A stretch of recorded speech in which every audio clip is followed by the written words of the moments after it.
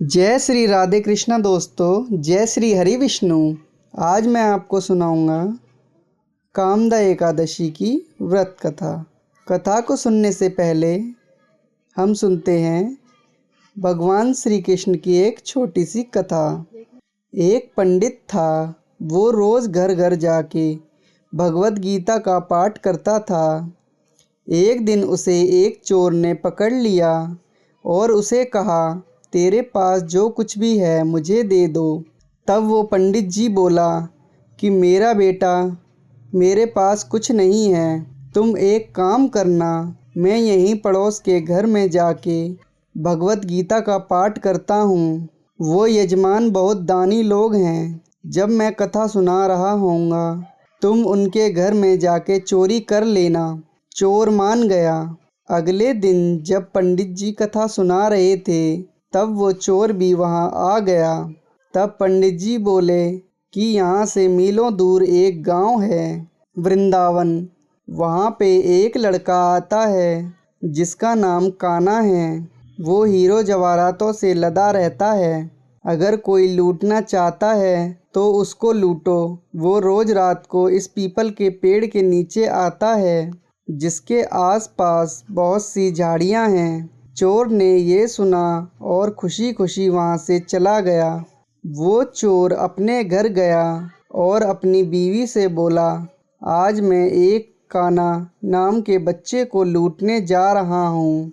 मुझे रास्ते में खाने के लिए कुछ बांध कर दे दो। पत्नी ने कुछ सत्तू उसको दे दिया और कहा कि बस यही है जो कुछ भी है। चोर वहाँ से ये संकल्प लेके चला कि अब तो मैं उस कान्हा को लूट के ही आऊँगा। वो बेचारा पैदल ही पैदल टूटे चप्पल में ही वहाँ से चल पड़ा। रास्ते में बस कान्हा का नाम लेते हुए वो अगले दिन शाम को वहाँ पहुँचा, जो जगह उसे पंडित जी ने बताई थी। अब वहाँ पहुँच के उसने सोचा कि अगर मैं यहीं सामने खड़ा हो गया तो बच्चा मुझे देखकर भाग जाएगा, तो मेरा यहाँ आना बेकार हो जाएगा। इसलिए उसने सोचा, क्यों ना पास वाली झाड़ियों में ही छुप जाऊं। वो जैसे ही झाड़ियों में घुसा, झाड़ियों के कांटे उसे चुभने लगे। उस समय उसके मुंह में एक ही आवाज़ आई, कान्हा कान्हा। उसका शरीर लहूलुहान हो गया, पर मुंह से सिर्फ यही निकला कि कान्हा आ जाओ, कान्हा आ जाओ। अपने भक्त की ऐसी दशा देख के कान्हा जी चल पड़े। तभी रुक्मणी जी बोली कि प्रभु कहाँ जा रहे हो, वो आपको लूट लेगा। प्रभु बोले कि कोई बात नहीं, अपने ऐसे भक्तों के लिए तो मैं लुट जाना तो क्या, मिट जाना भी पसंद करूँगा। और ठाकुर जी बच्चे का रूप बना के आधी रात को वहाँ आए। वो जैसे ही पेड़ के पास पहुँचे, चोर एकदम से बाहर आ गया और उन्हें पकड़ लिया और बोला कि ओ कान्हा, तूने मुझे बहुत दुखी किया है। अब ये चाकू देख रहा है ना, अब चुपचाप अपने सारे गहने मुझे दे दे। कान्हा जी ने हंसते हुए उसे सब कुछ दे दिया। वो चोर हंसी खुशी अगले दिन अपने गांव में वापस पहुंचा और सबसे पहले उसी जगह गया जहां वे पंडित जी कथा सुना रहे थे। और जितने भी गहने वो चोरी करके लाया था, उनका आधा उसने पंडित जी के चरणों में रख दिया। जब पंडित जी ने पूछा कि ये क्या है, तब उसने कहा, आपने ही मुझे उस कान्हा का पता दिया था, मैं उसको लूट के आया हूँ और ये आपका हिस्सा है। पंडित जी ने सुना और उसे यकीन ही नहीं हुआ। वो बोला कि मैं इतने सालों से पंडिताई कर रहा हूँ, वो मुझे आज तक नहीं मिला। तुझ जैसे पापी को कान्हा कहाँ से मिल सकता है। चोर के बार बार कहने पर पंडित बोला कि चल, मैं भी चलता हूँ तेरे साथ वहाँ पर, मुझे भी दिखाना कि कान्हा कैसा दिखता है। और वो दोनों चल दिए। चोर ने पंडित जी को कहा कि आओ मेरे साथ यहाँ पे छुप जाओ। और दोनों का शरीर लहूलुहान हो गया और मुंह से बस एक ही आवाज़ निकली, कान्हा कान्हा ओ कान्हा। ठीक मध्य रात्रि कान्हा जी बच्चे के रूप में फिर वहीं आए और दोनों झाड़ियों से बाहर निकल आए। पंडित जी की आंखों में आंसू थे। वो फूट फूट के रोने लग गया और जाके चोर के चरणों में गिर गया और बोला कि हम जिसे आज तक देखने के लिए तरसते रहे, जो आज तक लोगों को लूटता आया है, तुमने उसे ही लूट लिया। तुम धन्य हो। आज तुम्हारी वजह से मुझे कान्हा जी के दर्शन हुए। तुम धन्य हो।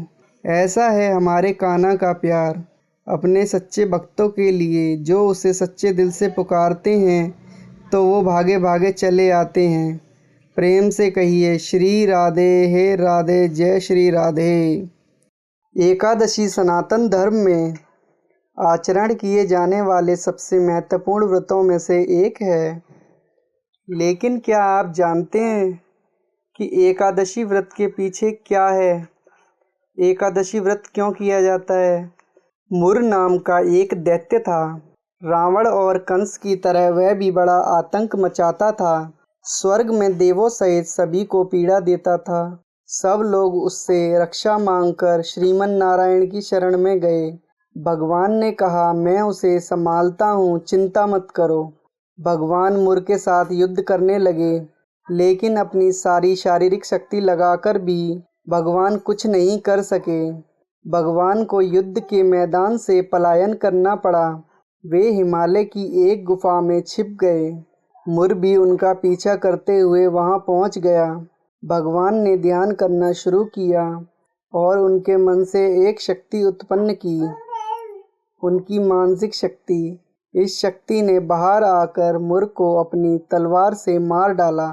हम जानते हैं कि शरीर में 10 इंद्रियां हैं, 5 ज्ञान इंद्रिय और 5 कर्म इंद्रिय।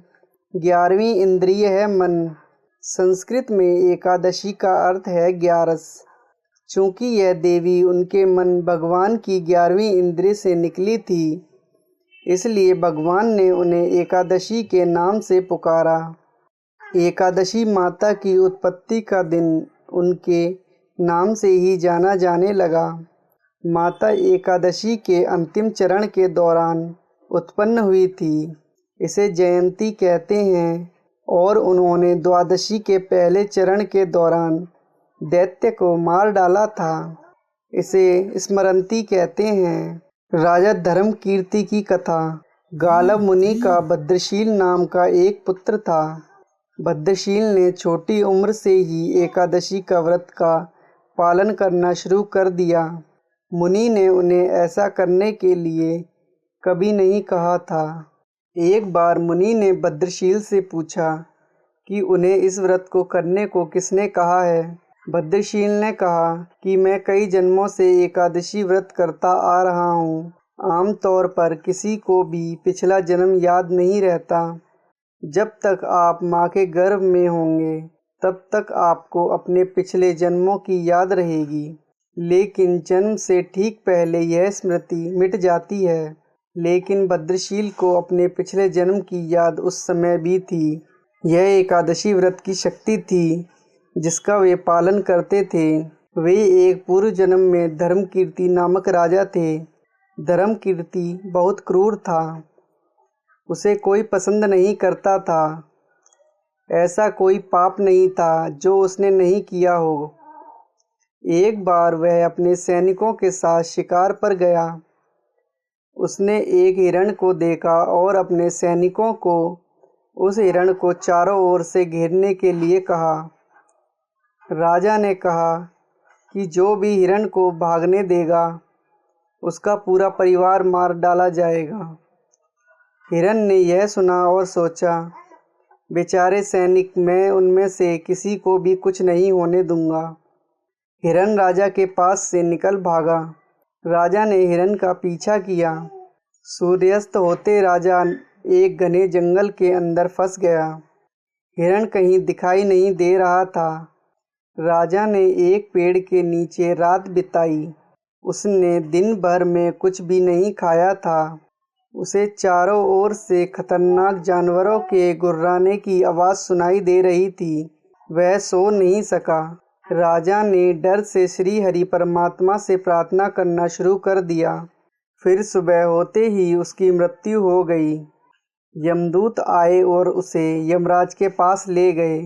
यमराज ने पूछा, तुम लोग इन्हें यहाँ क्यों लाए हो? इनका स्थान बैकुंठ में भगवान महाविष्णु के बगल में है। लेकिन राजन, यह तो महापापी है। नहीं, वह सब चला गया है। ये अब पवित्र है।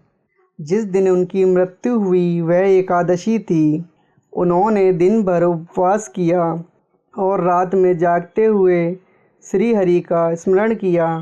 उनके सारे पाप दूर हो गए हैं, वे पवित्र हो गए हैं। यमराज ने स्वयं एक स्वर्ण रथ बुलवाया और राजा को बैकुंठ भेज दिया। जब लोगों को इस बारे में पृथ्वी पर पता चला तो वे सभी एकादशी का पालन करने के लिए और अधिक उत्साहित हुए।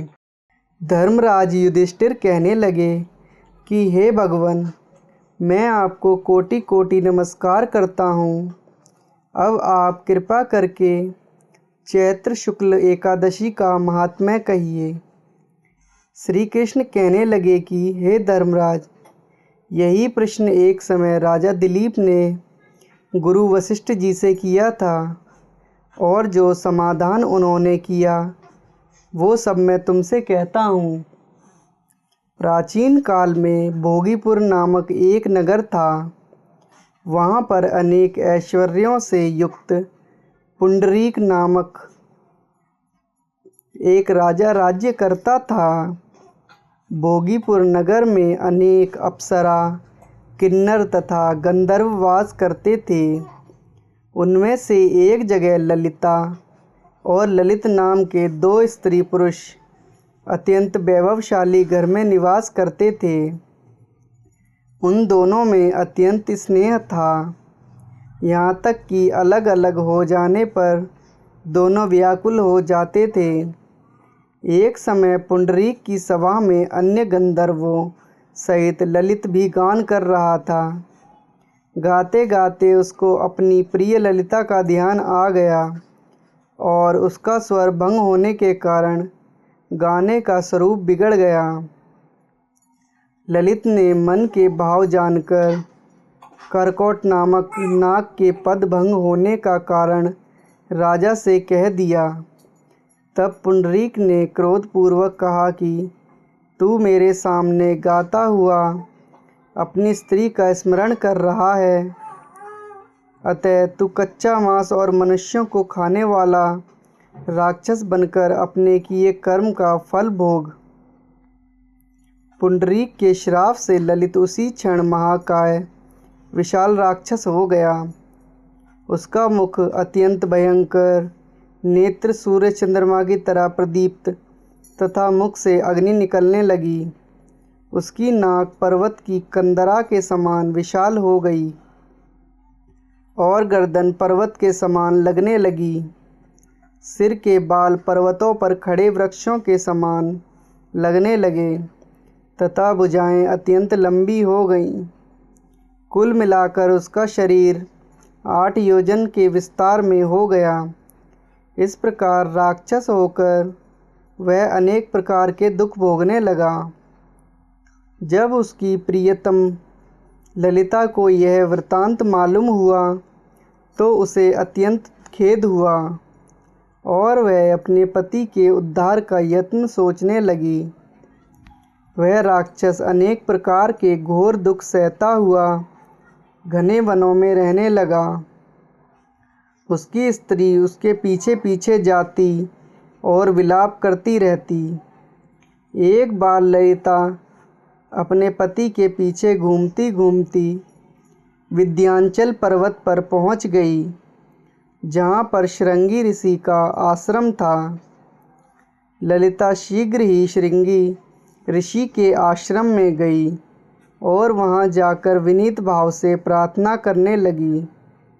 उसे देखकर श्रृंगी ऋषि बोले कि हे सुग्बे, तुम कौन हो और यहाँ किस लिए आई हो? ललिता बोली कि हे मुने, मेरा नाम ललिता है। मेरा पति राजा पुंडरीक के श्राप से विशालकाय राक्षस हो गया है। इसका मुझको महान दुख है। उसके उद्धार का कोई उपाय बतलाइए। श्रृंगी ऋषि बोले, हे मंदर कन्या, अब चैत्र शुक्ल एकादशी आने वाली है, जिसका नाम कामदा एकादशी है। इसका व्रत करने से मनुष्य के सब कार्य सिद्ध होते हैं। यदि तू कामदा एकादशी का व्रत कर उसके पुण्य का फल अपने पति को दे तो वह शीघ्र ही राक्षस योनि से मुक्त हो जाएगा और राजा का श्राप भी अश्वमेध शांत हो जाएगा।